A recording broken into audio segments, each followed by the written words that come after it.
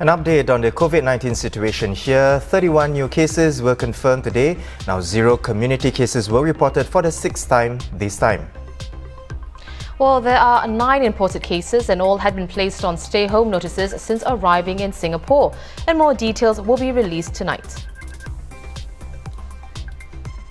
Also in the local headlines, a semi-retired businessman who fatally stabbed his son-in-law in front of a lunchtime crowd 3 years ago was sentenced to 8.5 years jail today.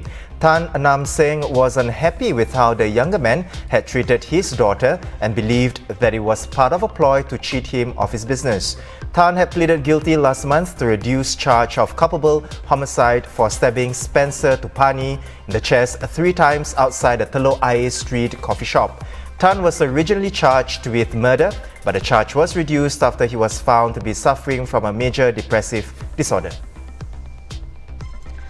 A National University of Singapore student allegedly assaulted a woman in a student housing unit on campus on March 21st last year.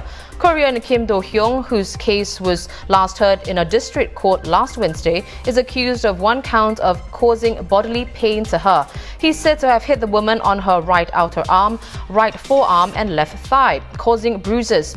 Now, when contacted by the Straits Times, NUS would not comment if Kim is still a student, saying the case is now before the courts. A 4th nationwide mask distribution exercise is underway from today until October 4th. Singapore residents can collect 2 reusable masks each, scanning their government-issued ID at vending machines.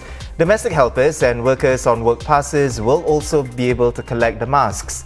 Now, toddlers and children up to 12 years old are eligible to collect kid-size masks.